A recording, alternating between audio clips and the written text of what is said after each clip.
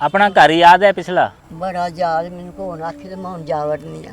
बड़ा थां साडा पिछे 2 कोहड़ियां, अगे पसार, अगे बरांडा, वो अटमा रसोई, अटमा ड्योरी, बैठक साडी 7 गार्डरां दी बैठक सी। 7 उत्ते रोशन दा, 7 लमारियां, 7 बारियां। याद तो आंदा फिर उनके उनका जी तो करेंदा होया हुण कोई वहीं सकींदा। मैं तो कई बार ये थे पापे नानी है कोई पाकिस्तान तो भी खा लिया। तो चलो तो ले चलना। साढ़े चबारे खल्लन के ढा सट्टे आइयो देख ले सो आपा। प्रेम तो है पर जाया नहीं जाता, साथ नहीं जान वाला, दिल करदा जान नूं साथ कोई नाल। मुसलमान मास्टर ਹੁੰਦੇ ਹਨ, ਉਹ ਪੜ੍ਹਾਈ ਬੜੀ ਕਰਾਉਂਦੇ ਹਨ, ਮੈਨੂੰ ਆਉਂਦੀ ਕੁਝ ਨਹੀਂ ਸੀ। ਮੈਂ ਮਾਰ ਖਾਣੀ ਤੇ ਘਰ ਨੂੰ ਭੱਜ ਆਉਣਾ ਜਦੋਂ ਦਾ ਲੱਗਣ। छायादार दरख्त दे तले भी साजा क्लासा कई बारी गर्मियों च लगदियां हन। असां हूँ कस्सी को पार करके वेंदे आसे, या असां शाम को अपने तख्तियां में सेंदे आसे तो हूँ कस्सी दे किनारे बह के मुल्तानी मिट्टी दे नाल अपने तख्तियां में सेंदे आसे। मोहम्मद अशरफ जी हाँ, मोहम्मद अकबर, ठीक है, अहमद इलाई, अच्छा है जी, और मोहम्मद रब, अच्छा। हाँ, इसाक अहमद, इस तरह ए जितने भी तुसा नाम दस्से ए सारे ਤੁਹਾਡੇ ਨਾਲ ਪੜਦੇ ਹਨ? हाँ कट्ठे पढ़ते थे, क्लास फेलो सन ना। अच्छा। ये मेरी क्लास फेलो दे नाम है। असा एक दा नाम है कादरा, उसमें सड़ी आम कादर बख्श आई, उसमें सड़ी कादरा जी हां। एक दा नाम है दोसा, अच्छा एक दा नाम है मोहम्मद असलम। अच्छा जिन्हां दे नाल वो साडे घर भी आंदे हैं, अच्छा असा उन्हां दे घर भी जांदे हैं। छोटे छोटे होंदे सां, जिद्दां कोई बच्चा है जाओ सिर कराओ अपनी मासी कोलों, ਉਹਦੇ ਕੋਲ ਜਾਣਾ ਨੂਰਾਂ ਕੋਲੋਂ, ਉਹਨੇ ਫਿਰ ਸਾਨੂੰ ਕੰਗਾ ਫੇਰਨਾ, ਫਿਰ ਸਾਡੇ ਜੂੜੇ ਕਰਨੇ, ਪਰਾਂਦੀ ਪਾ ਗਈ ਐ ਉੱਤੇ ਮਾਲ ਬਣ ਕੇ ਤੇ ਇਹ ਨੂਰਾ ਮਾਸੀ ਜਿਹੜੀ ਸੀਗੀ ਇਹ ਮੁਸਲਮਾਨ ਨਹੀਂ ਸੀਗੀ? ਆ ਮੁਸਲਮਾਨੀ ਸੀ। ਕਮਾਲ ਹੈ। ਹਾਂਜੀ, ਇਹਨਾਂ ਪਿਆਰ ਕਰਨਾ ਉਹਨਾਂ। ਮੈਂ ਤਾਂ ਉਹਨਾਂ ਦੇ ਪਹਿਲਾਂ ਤਾਂ ਮਿੱਟੀ ਚੱਕ ਕੇ ਉਸ ਮੱਥੇ ਨੂੰ ਲਾਉਂਗਾ ਉਸ ਜਗ੍ਹਾ ਦੀ, ਫਿਰ ਸਾਰਿਆਂ ਨਾਲ ਪਿਆਰ ਨਾਲ ਜੱਫੀਆਂ ਪਾਪਾ ਮਿਲੂਗਾ। हाँ घर याद है, मैं तो सुपने 2-3 बारी गया उत्थे। गुजरा हुआ जमाना आता नहीं दोबारा, हाफिज खुदा तुम्हारा, हाफिज खुदा तुम्हारा। जिन्हें लाहौर नहीं देखे वो जमे ही नहीं, वाकई नहीं जमे। बहुत अच्छा सी।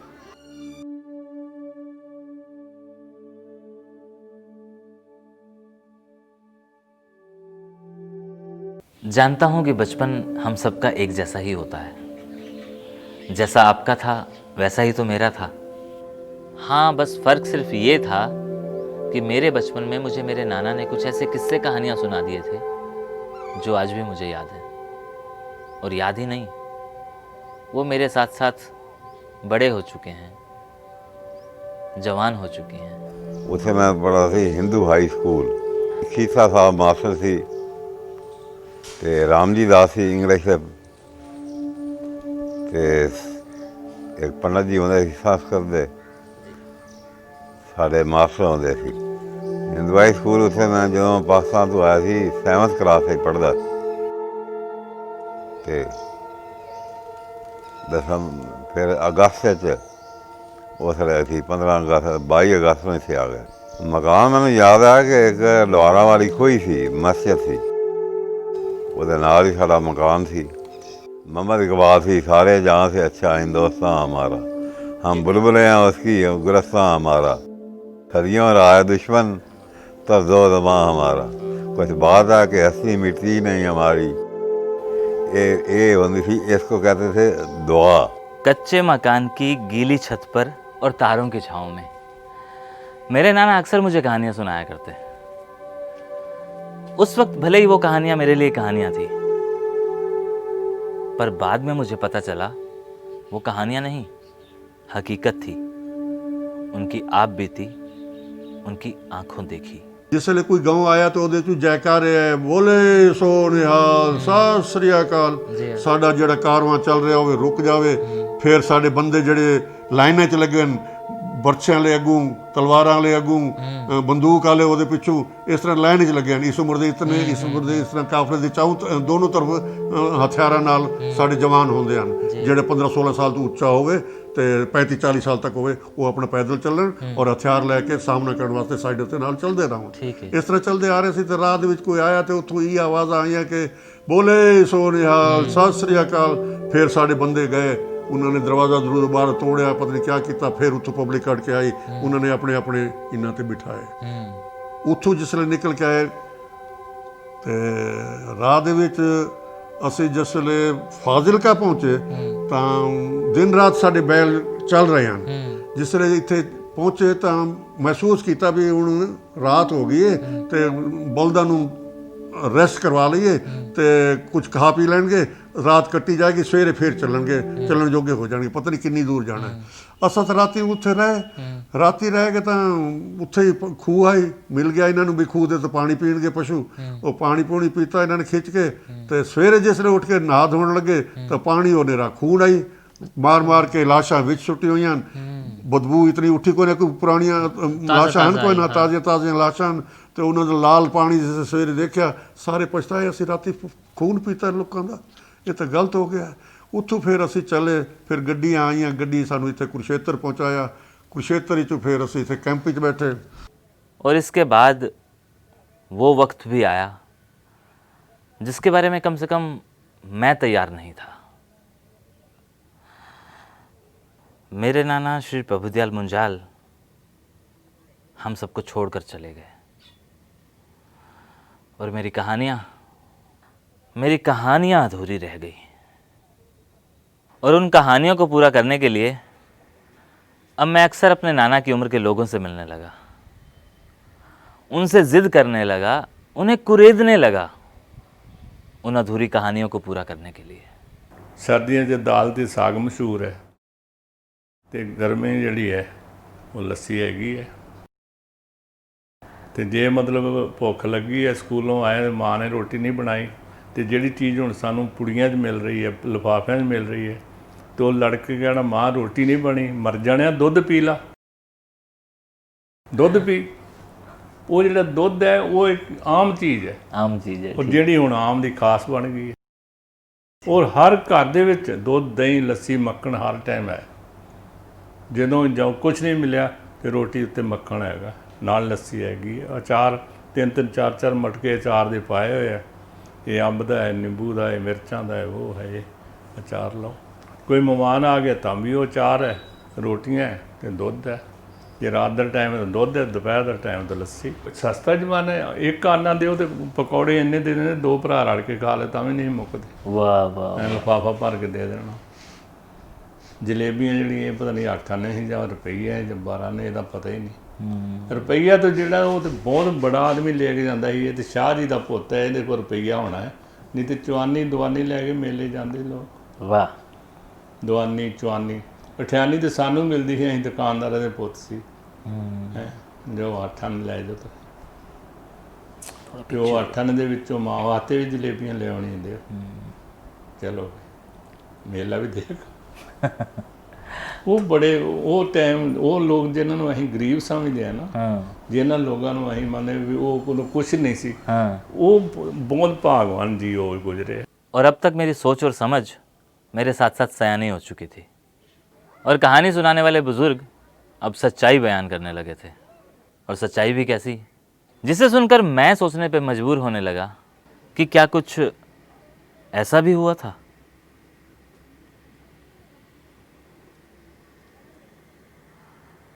सरहद पार की कहानियाँ अब झूठ नहीं हकीकत में तब्दील हो चुकी थी।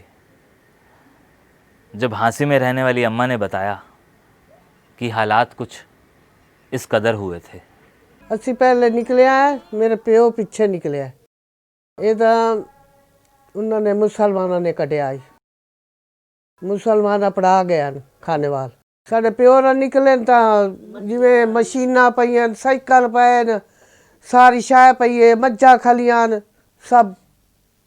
ਉਹ ਤਾਂ ਜਿਹੜਾ ਥੋੜਾ ਘਣਾ ਵਰਤਨ ਦਾ ਚਾਹਿਆ ਤੇ ਤੂੰ ਚਬਾਇਆ ਨੇ। ਉਸੇ ਵੇਲੇ ਸਭ ਮੁਸਲਮਾਨ ਲੱਗ ਗਏ ਹਨ, ਗਾਣੇ ਗੂਣੇ ਚਾਹਿਆ। ਮੇਰੀ ਮਾਸੀ ਕੋਈ ਨਾ ਚਾਹੀ, ਪਿੱਛੇ ਮਿੰਟਰੀ ਆਈ ਤੇ ਮਿੰਟਰੀ ਲੈ ਗਈ ਤਾਂ ਕੱਦਾਂ ਦੇ ਵਿੱਚ ਪੂਰੇ ਪਏ ਨਾਲ, ਕੱਦਾਂ ਦੇ ਵਿੱਚ ਦੱਬੇ ਹੋਏ ਹਨ। ਖਾਣੇ ਵਾਲਾ ਆਇਆ ਤੇ ਉਹ ਮਿੰਟਰੀ ਆ ਕੇ ਕੱਢਿਆ।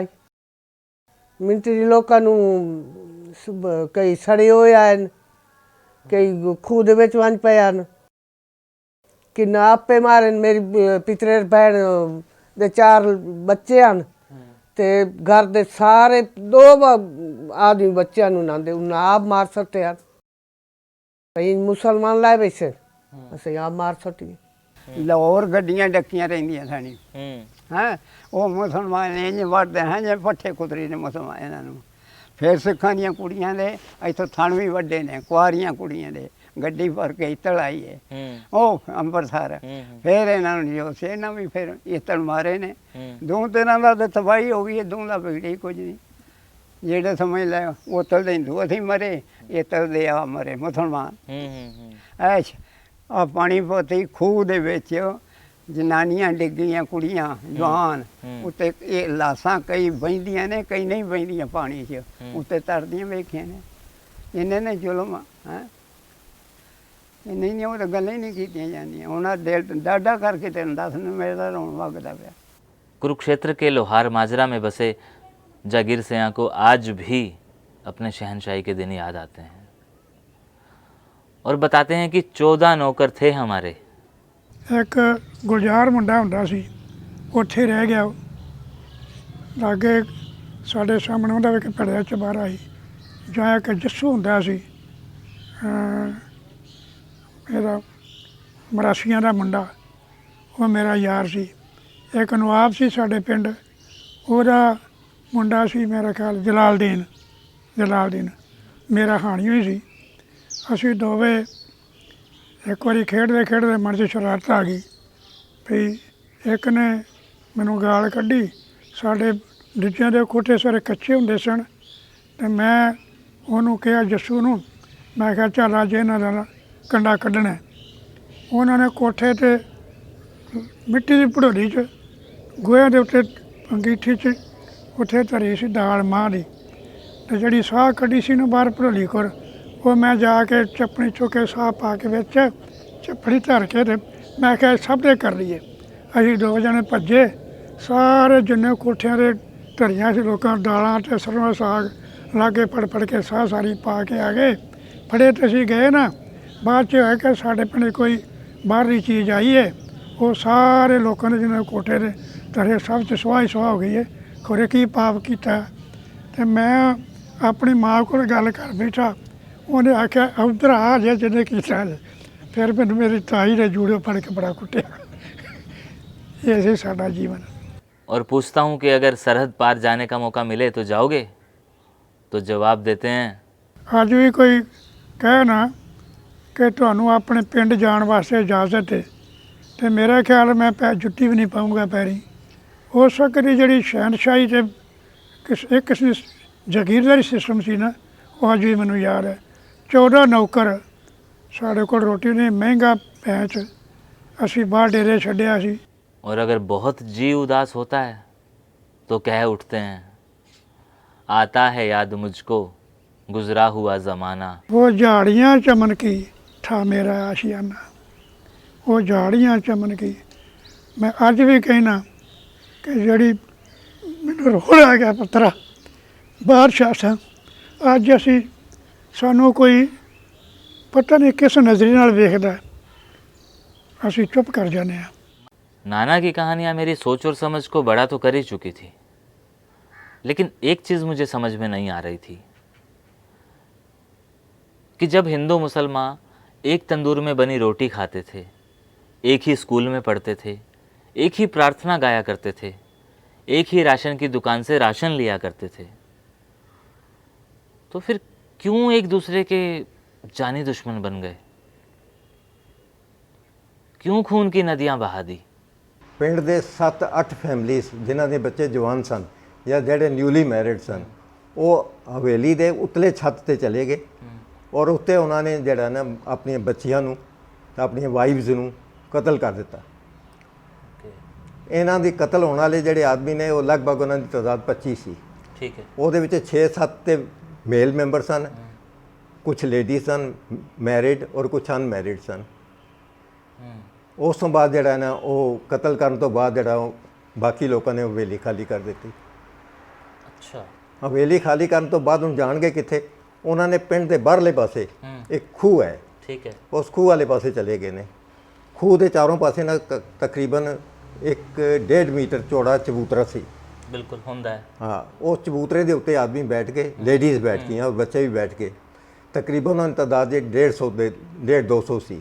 ਠੀਕ ਹੈ। ਮੇਲ ਮੈਂਬਰ ਜਿਹੜੇ ਨੇ ਚਬੂਤਰੇ ਤੋਂ ਥੱਲੇ ਉਤਰ ਕੇ ਘਾਹ ਤੇ ਬੈਠੇ, ਲੇਡੀਜ਼ ਔਰ ਬੱਚੇ ਜਿਹੜੇ ਨੇ ਉੱਥੇ ਬਹਿ ਗਏ। ਠੀਕ ਹੈ। ਇਹ ਫੈਸਲਾ ਕੀਤਾ ਗਿਆ ਕਿ ਹੁਣ ਸ਼ਾਇਦ ਮੁਸਲਮਾਨ ਸਾਨੂੰ ਇੱਥੋਂ ਵੀ ਕਿਡਨੈਪ ਕਰ ਲੈਣ, ਇਸ ਵਾਸਤੇ ਬਿਹਤਰ ਇਹੀ ਹੈ ਕਿ ਤੁਸੀਂ ਖੂਹ ਵਿੱਚ ਛਾਲ ਮਾਰ ਦਿਓ। ਠੀਕ ਹੈ।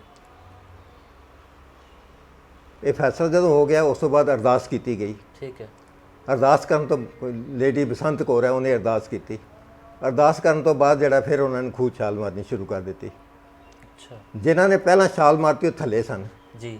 ਜਿਹੜੇ 1 ਮਿੰਟ ਬਾਅਦ ਹੋਏ ਉਹ ਉੱਤੇ ਰਹਿ ਗਏ, ਉਹਨਾਂ 'ਚੋਂ ਮੈਂ ਵੀ ਸੀ ਇੱਕ। ਅੱਛਾ। ਆਈ ਵਾਜ਼ ਵਨ ਆਫ ਦੈਮ। ਠੀਕ ਹੈ। ਮੈਂ ਉੱਤੇ ਆ ਗਿਆ, ਇੱਕ ਥੱਲੇ ਗੋਤਾ ਲੱਗਾ, ਫਿਰ ਮੈਂ ਉੱਤੇ ਆ ਗਿਆ। ਉੱਤੇ ਆ ਗਿਆ, ਫਿਰ ਦੁਬਾਰਾ ਕੋਸ਼ਿਸ਼ ਕੀਤੀ ਲੇਕਿਨ ਜਾ ਨਹੀਂ ਸਕਿਆ ਮੈਂ। ਜਵੰਦਾ ਸਿੰਘ ਹੈ ਮੇਰੇ ਪਿੰਡ ਦਾ, ਸਾਡਾ, ਉਹਨਾਂ ਦੀ ਚੱਕੀ ਸੀ, ਆਟੇ ਵਾਲੀ ਚੱਕੀ ਸੀ। ਉਹਨੇ ਕੀ ਕੀਤਾ, ਆਪਣੀ ਪੱਗ ਲਾ ਕੇ ਨਾ ਥੱਲੇ ਲਮਕਾ ਦਿੱਤੀ। ਉਹ ਕਹਿਣ ਲੱਗਾ, ਮੇਰਾ ਨਿਕਨੇਮ ਜਿਹੜਾ ਬਿੱਲੂ ਸੀ, ਕਹਿੰਦੇ ਬਿੱਲੂ ਇਹਨੂੰ ਪਕੜ ਲੈ ਤੂੰ। ਮੈਂ ਉਹ ਪੱਗ ਪਕੜ ਲਈ, ਉਹਨੇ ਖਿੱਚ ਕੇ ਮੈਨੂੰ ਬਾਹਰ ਕੱਢ ਲਿਆ। ਹੋਰ ਵੀ ਇਸ ਤਰ੍ਹਾਂ ਜਿਹੜੇ ਉੱਤੇ ਸਨ ਉਹਨਾਂ ਨੇ ਬਾਹਰ ਕੱਢ ਲਏ। 10-12 ਆਦਮੀ ਜਿਹੜੇ ਬੱਚੇ ਸਨ ਉਹ ਬਾਹਰ, ਮੋਸਟਲੀ ਬੱਚੇ ਸਨ, 2-3 ਲੇਡੀ ਸਨ। ਲੇਕਿਨ ਇੱਕ ਇਸ ਤੋਂ ਪਹਿਲਾਂ ਇੱਕ ਨਾ ਬੜੀ ਅਜੀਬ ਜੀ ਗੱਲ ਹੋਈ ਹੈ ਕਿ ਉਸ ਚਬੂਤਰੇ ਦੇ ਇੱਕ ਕੋਨੇ ਤੇ ਮੈਂ ਬੈਠਾ ਸੀ ਜੀ, ਦੂਜੇ ਕੋਨੇ ਤੇ ਮੇਰੀ ਮਦਰ ਔਰ ਮੇਰੀ ਸਿਸਟਰ ਸੀ। ਅੱਛਾ। ਮੈਂ ਆਪਣੀ ਮਦਰ ਕੋਲ ਗਿਆ ਤੇ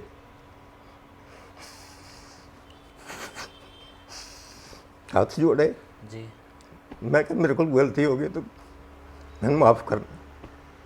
मदर कहने तेरे को कोई गलती नहीं हुई, कोई नहीं, तुम बैठो थे। चाल मारती बाहर निकल गए। उस तो बाद जो सारे आदमी बाहर आ गए, उस तो बाद अंदाज़ा लगाया गया कौन कौन मरिया तो कौन कौन जींदा होया। ਉਹਦੇ ਵਿੱਚ ਮੇਰੀ ਮਦਰ ਸੀ, ਮੇਰੀ ਸਿਸਟਰ ਸੀ, ਮੇਰੇ ਮਾਮਾ ਜੀ ਦੇ 2 ਲੜਕੇ, 1 ਲੜਕੀ ਜਿਹਦੀ ਮੈਰਿਜ ਹੋਣੀ ਸੀ। ਉਹਦੀ ਮਾਂ ਜਿਹੜੀ ਹੈ ਰਵਲਪਿੰਡੀ ਗਈ ਸੀ ਸਮਾਨ ਖਰੀਦਣ ਵਾਸਤੇ ਮੈਰਿਜ ਦਾ, ਉਹਦੀ ਵੀ ਡੈਥ ਹੋ ਗਈ ਹੈ। 5 ਆਦਮੀ ਸਾਡੀ ਫੈਮਿਲੀ ਦੀ ਡੈਥ ਹੋਈ ਹੈ। ਇੱਕ ਮੈਂ ਵਿੱਚੋਂ ਕੱਢਿਆ ਗਿਆ, ਇੱਕ ਮੇਰੇ ਮਾਮੇ ਦੀ ਲੜਕੀ ਗੁਰਚਰਨ ਕੌਰ, ਉਹ ਵੀ ਬਾਹਰ ਕੱਢੀ ਗਈ। ਹੋਰ ਸਭ ਤੋਂ ਵੱਡੀ ਅਜੀਬ ਗੱਲ ਹੈ ਕਿ ਨਾ ਉੱਥੇ ਕੋਈ ਰੋ ਰਿਹਾ ਸੀ, ਨਾ ਕਿਸੇ ਦੇ ਮਨ 'ਚ ਜਿਹੜਾ ਨਾ ਕੋਈ ਇਹ ਸੀ ਬਈ ਸਾਡਾ ਇਹਨਾਂ ਨੁਕਸਾਨ ਹੋ ਗਿਆ ਜਿਵੇਂ ਰੋਣਾ ਪਿੱਟਣਾ ਹੈ, ਕੁਛ ਨਹੀਂ। ਅਸੀਂ ਵਾਪਸ ਆ ਗਏ ਪਿੰਡ 'ਚ।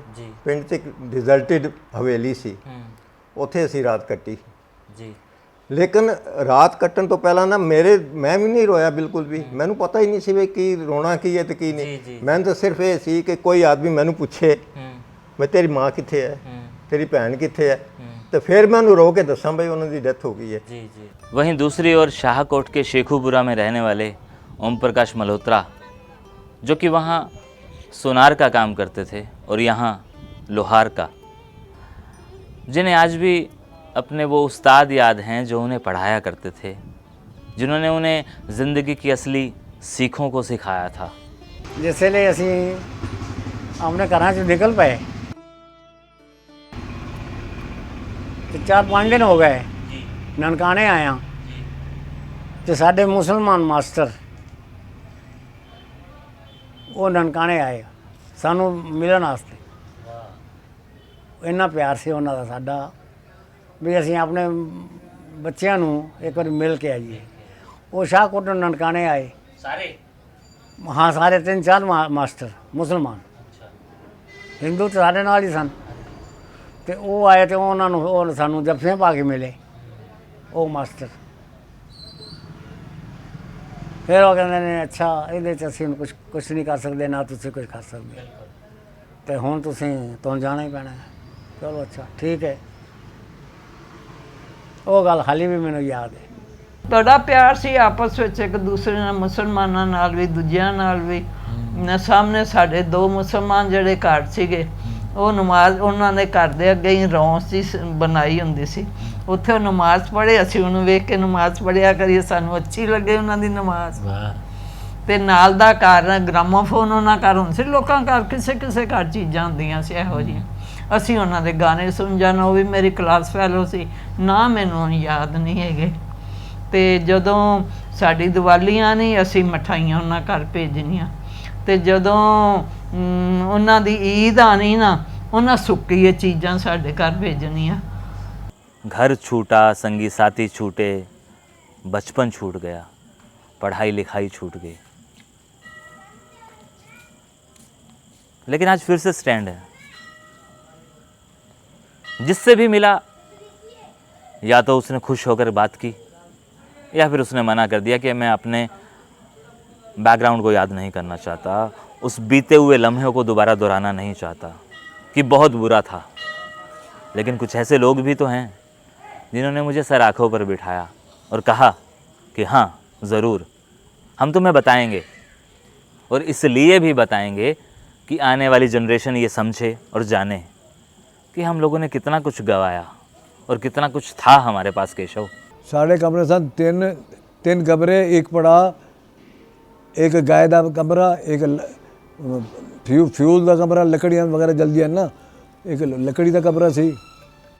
ਪਸ਼ੂ ਵੀ ਹੈਗੇ ਸੀ, ਘੋੜੀ ਵੀ ਹੈਗੀ ਸੀ, ਖੂਹ ਵੀ ਹੈਗੇ ਸੀ, ਸਾਡੇ 2-3 ਖੂਹ ਸੀ। ਅੱਛਾ। ਜ਼ਮੀਨ ਮੈਂ ਤਾਂ ਜਿਹੜਾ ਕੁਝ ਵੇਖੇ 2500-2600 ਕਿੱਲਾ ਜ਼ਮੀਨ ਹੈ। ਸਾਡੇ ਲੱਕੜ ਮੰਡੀ ਦੇ ਵਿੱਚ ਬਿਜਲੀ ਆਈ ਸਾਡੇ ਚੰਦ ਘਰਾਂ 'ਚ। ਸਾਡੇ 2 ਘਰਾਂ ਦੇ ਮਕਾਨ ਸਭ ਤੋਂ ਵੱਡੇ ਹਨ। ਲਾਹੌਰ 'ਚ ਰਾਮਨਗਰ ਦੇ ਵਿੱਚ ਸਾਡਾ 10 ਮਰਲੇ ਦੇ ਵਿੱਚ ਮਕਾਨ ਸੀਗਾ, ਜਿਹਦੇ 'ਚ 1 2 3 4 5 ਕਮਰੇ, 6-7 ਇੱਕ ਹਾਲ ਕਮਰਾ, 8-9 ਸੀਗੇ ਕਮਰੇ, ਇੱਕ ਵਿਹੜਾ ਸੀ, ਬਰਾਂਡਾ ਸੀ, ਸਾਰਾ ਕੁਝ ਸੀ। ਅਸੀਂ 4 ਭੈਣ ਭਰਾ ਸੀ, 3 ਭੈਣਾਂ ਤੇ 1 ਭਰਾ। ਉਹ ਮੈਂ ਤਾਂ ਲਾਹੌਰ ਦੇ ਵਿੱਚ ਪਹਿਲਾਂ ਤਾਂ ਮੈਂ ਕਿਸੇ ਉਂਝੀ ਸਕੂਲ 'ਚ ਪੜ੍ਹਦੀ ਸਾਂ, ਫਿਰ ਮੇਰੇ ਮੰਮੀ ਡੈਡੀ ਨੇ ਮੈਨੂੰ ਉੱਥੇ ਗੌਰਮੈਂਟ ਸਕੂਲ ਦੇ ਵਿੱਚ ਪਾਤਾ। ਉੱਥੇ ਮੇਰੀਆਂ 2 ਸਹੇਲੀਆਂ ਬਣ ਗਈਆਂ ਮੁਸਲਮਾਨੀਆਂ, ਇੱਕ ਨਰਗਿਸ ਤੇ ਇੱਕ ਨਾਇਮਾ।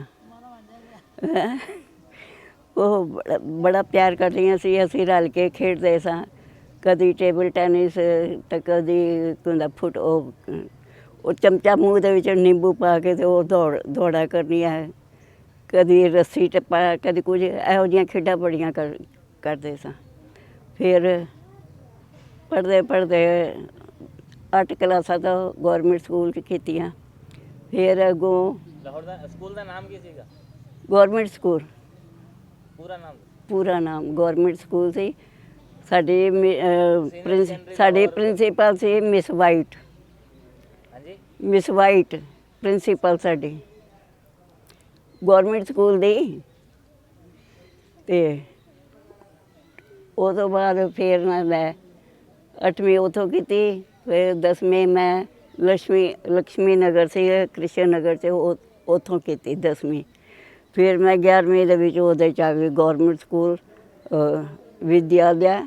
ਵਿਦਿਆਲਾ ਸਕੂਲ ਸੀਗਾ ਸਾਡੇ ਘਰ ਦੇ ਕੋਲ ਹੀ ਸੀਗਾ।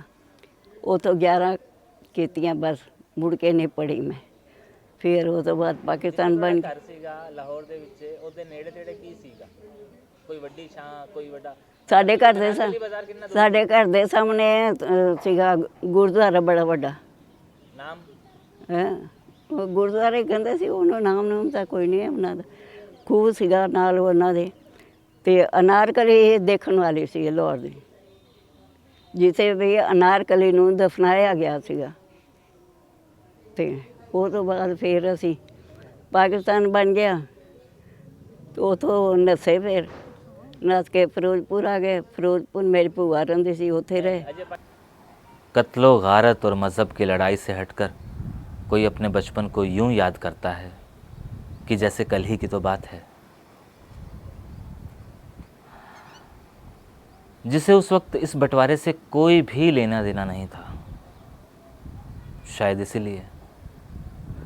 शायद इसलिए बीते हुए 70 साल भी कम थे उसके नुकसान की भरपाई के लिए। लाहौर की उन गलियों में उसकी मौसीकी उससे बिछड़ गई थी। जिन सुरों के साथ वो खेला करती थी, वो सुर गुम हो चुके थे लाहौर की उन गलियों में। उन्हीं गलियों में तो वो सुरीले सुर छलांगे मारा करते थे।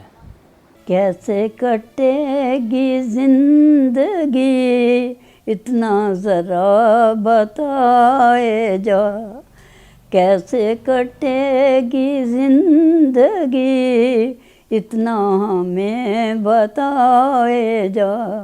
मेरा जो हाल हो सो हो, बढ़ के नज़र गिराए जा।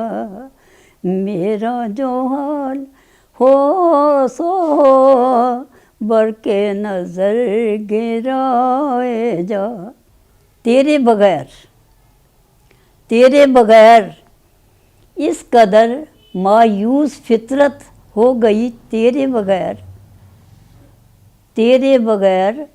इस कदर मायूस फितरत हो गई, तेरे बगैर रंज से बदली हुई है हर घड़ी, तेरे बगैर। सुबह गुलशन थी शब-ए अफसरदगी, तेरे बगैर लौट जाती है बहार आई हुई, तेरे बगैर। तुझसे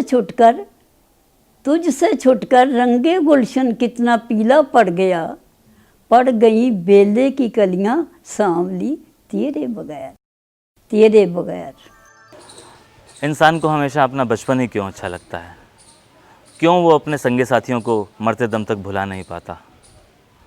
और क्यों मेरी लाहौर वाली अम्मा को अपने बचपन की वो सहेलियां याद आती हैं जिनके नाम थे एक नरगिस तो एक नाइमा। वो बड़ा प्यार करदियां सी, असीं रल के खेडदे सां, कदी टेबल टैनिस ते कदी फुट ਉਹ ਚਮਚਾ ਮੂੰਹ ਦੇ ਵਿੱਚ ਨਿੰਬੂ ਪਾ ਕੇ ਤੇ ਉਹ ਦੌੜਾ ਕਰਨੀਆਂ ਹੈ, कभी रस्सी टप्पा, कभी कुछ ਇਹੋ ਜਿਹੀਆਂ ਖੇਡਾਂ ਬੜੀਆਂ ਕਰਦੇ ਸਾਂ। जिन लोगों ने 47 का बंटवारा देखा और झेला है वो आज भी उसी से तो बंधे हुए हैं। और जब उनके मुंह से पाई, आना, दमड़ी, धेला ये सब सुनता हूँ तो यूँ लगता है कि जैसे नाना फिर से मुझे कहानी सुना रहे हैं। पैसे से नीचे स्तर के भी रोजगारी थी। अधेला, ठीक है, इधर सुना होगा। इसके बाद पाई, पैसे की 3 पाइयाँ। इसके बाद उतरी दमड़ी। हाँ। दमड़ी भी नहीं है तेरे पास तो। हाँ, दमड़ी होती थी 4, 1 पैसे की 4, यानी इतनी छोटी करेंसी गवर्नमेंट निकालती थी। और लेके जाओ सामान लेने के लिए जाओ, अब खाना पीना क्या खाएं भाई, 1 पैसा मिला तो जाके कोई लिफाफे लफूफे नहीं होते थे, जाके ए झोली कर देनी जेबा साइड में, और क्या लेगा भाई, ऐसा पैसा, इसमें मरुंडा दे दे, इसमें मूंगफली दे दे, इसमें गच्चक दे दे, इसमें फलाना दे दे, 4-4 5-5 चीज़ें लेके जेबा में भर के चले जाना। जिसने शाम को 2 पैसे बांट लिए, 4 पैसे बांट लिए, वो समझता था मैं बहुत बड़ा दुकानदार। ਉੱਥੇ ਸਕੂਲ ਜਾਣਾ ਨਾ ਸਵੇਰੇ, ਇੱਕ ਆਨੇ ਦੀ ਪੂੜੀ ਮਿਲਦੀ ਸੀ ਨਾਲ ਛੋਲੇ, ਠੀਕ ਹੈ, ਕੜਾ, ਵਾਹ, ਸਮਝਿਆ ਜੀ, ਪੂੜੀ ਦੇਸੀ ਘਿਓ ਦੀ। ਇੱਕ ਆਨੇ ਦਾ ਇੱਕ ਉਸ ਦੇ ਸਾਹਮਣੇ ਗਾਗੜੀ ਬੈਠਦਾ ਸੀ, ਮੋੜ ਤੇ ਚਾਵਲ ਬਣਾਉਂਦਾ ਸੀ। ਆਹਾ, ਇੰਨਾ ਪੱਤਾ ਇੱਕ ਆਨੇ ਦਾ, 2 ਆਨੇ ਨਾ पेट भर ਜਾਂਦਾ ਸੀ, शाम तक भूख नहीं लगती थी। मेरी नानी बताया करती थी कि हम लोग बहुत रईस हुआ करते थे। घर के आंगन में घोड़े और ऊँट हमेशा बंधे रहते थे। और नाना जब काम धंधे से वापस आते ना तो नानी को सिक्कों से भरी थैली दिया करते और कहते संभाल कर रख दो। देसी घी की नदियाँ बहा करती थी मुंजाल परिवार में। और आज ये सब कहानी सा लगता है, शायद इसलिए नाना भी इसे कहानी की तरह ही सुनाया करते थे। ऐसी ही कुछ कहानी सरदार तीरथ सिंह वकील की है, जिनका परिवार उन दिनों शहनशाहों की ज़िंदगी जिया करता था। और उनका बचपन तो जैसे राजकुमार जैसा था। मैं छोटा सी, खूबसूरत सी, और 3 नौकर मेरे सन पर्सनल, जिहड़े मैनू चुक के खजाना ले जाना, थैला पकड़ना तो मैनू उत्ते पकड़ लेना, खेत में जब पिंड में जाना नाल ते नाल ले जाना, ਛੋਲੀਆ ਚੁੱਕਣਾ ਤੇ ਚੁੱਕ ਕੇ ਛੋਲੀਆ मैं सिर ते रख लेना तो और मैनू ਛੋਲੀਏ समेत चुक लेना। बंटवारे के 70 साल बीत गए, लेकिन जख्म अभी भी हरे हैं और यादें जिंदा। कौन नहीं चाहेगा अपने बचपन के दोस्तों से मिलना, उस पैदाइशी मिट्टी से लिपटना, या फिर उन गलियों में फिर से छुपन छुपाई खेलना, या उन बेरियों के बेर तोड़ना जिन्हें याद करके आज भी स्वाद ताज़ा हो जाता है। हाँ, बेर निके निके बेर होंदे सन, वो असी टुर के खाया करते थे।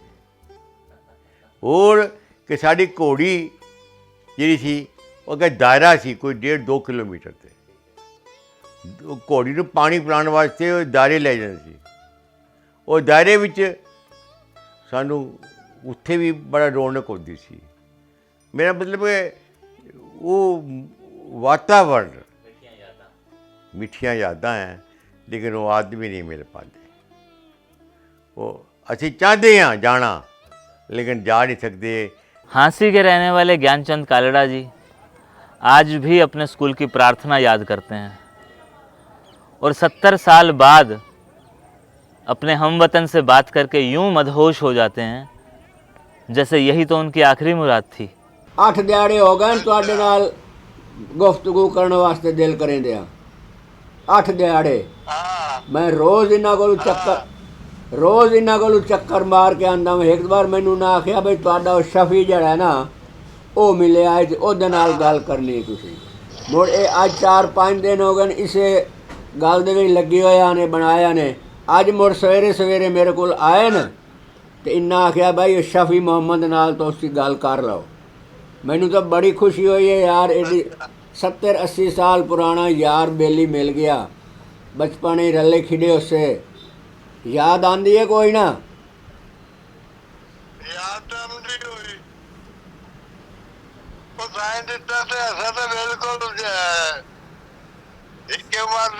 हाँ, हिक्के उम्र दे आसे वड्डा बिरा आई मेरा साईं दिता। हाँ, वड्डा बिरा आई मेरा। नहीं, वो चला गया है। हाँ हाँ, वो फौत हो गया है। उन तो 15-16 साल हो गए।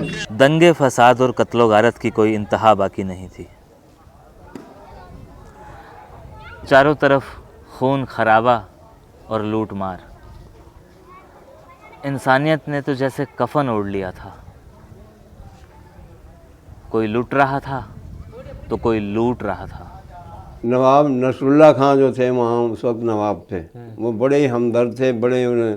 और चारों तरफ जो जतोई के दूसरे मुसलमान जो कट्टर थे उन्होंने घेरा डाल लिया जतोई का।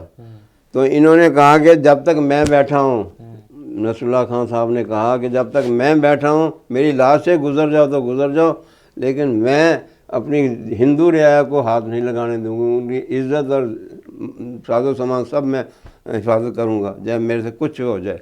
और किसी ने अगर यहाँ जतोई में अगर कदम रखा तो मैं उसको छोड़ूंगा नहीं। तो उसके पास 40 घोड़े सवार थे, बंदूकची। उन्होंने चारों तरफ बंदूकची खड़े कर दिए कि कोई नहीं आएगा यहाँ जतोई शहर के अंदर। वो गुरमुख सिंह अपने तो घर दोस्त के घर छुपया हुआ है तो माप जिस वे आया तो 250 आदमी हैं। वो गुरमुख सिंह भी घबरा गया भी मैं इन्हों का मुकाबला किवें करेसा। तो उनके किया उनकी बीवी बीमार पई आई एक मंजे के उत्ते तो कंबल पाया उत्ते सर्दी लग रही है। उनको होर कुछ नहीं सुझा ना। वो बीवी उहदे वंज के तो बीवी के पिछों बीवी के नाल समा दिता। वो अच्छा, साकिब वजीर भी को उतो कंबल पा दिता। वो सारे माप आया जो डिठा उन्हें सारे कमरे की तलाशी लीती। तो वो कमरे जल्ले लगाए तो कहते मेरी बीवी बीमार है, सर्दी लगी पई है तो कंबल पाया है। तो उनका मूँह बीवी का मूँह वो सामने आई, वो नज़र आता पिया।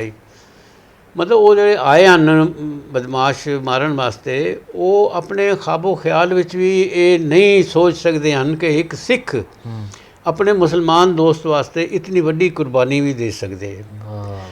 आखण का मतलब मेरा ये, चाहे उतों के थानेदार का वाक़या मैं सुनाए या इतों का सुनाए कि कुछ भी होवे उस वेले भी बहुत कुछ कतलो गारत थी आई, लेकिन उस वेले भी कुछ लोग एजे यानी कि खुदा तरस और नेक दिल हन जिन्हों के अंदर इंसानियत जिंदा है और मैं समझदा कि इहो जे इंसान जब तक जिंदा है ना चाहे थोड़े भी होवन इंसानियत कदाई मर नहीं सकती। केवली बाई से जब मैं मिला, शुजाबाद की मटोटली में रहने वाली केवली बाई, उम्र 86 साल,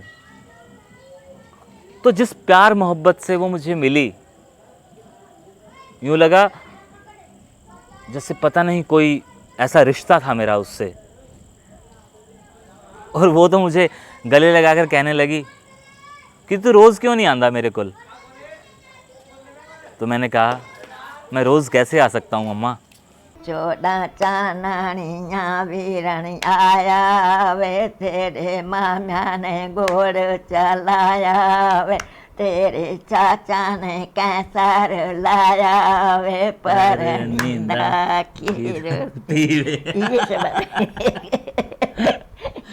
आज जैसी चीज़ें गुम थी गई हैं, साकू सुनन को क्या नहीं मिल दिया। तो ताको याद है पूरा अपनी शादी दा?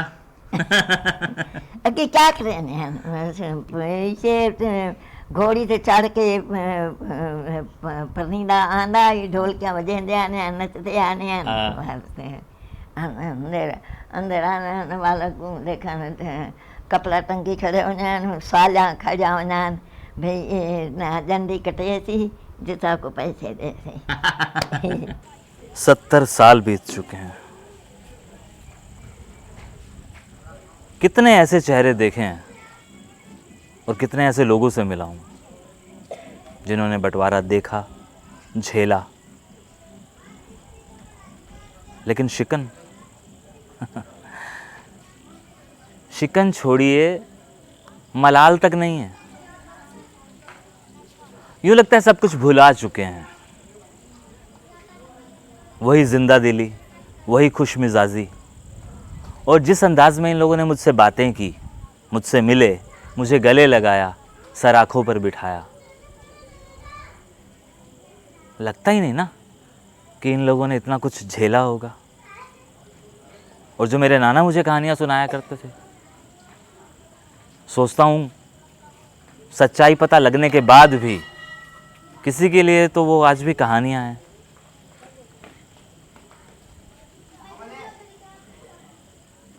लेकिन फिर भी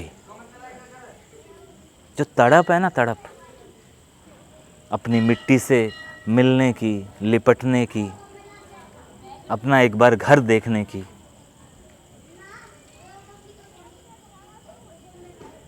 वो किसकी पूरी होगी ये वो खुदा जानता है।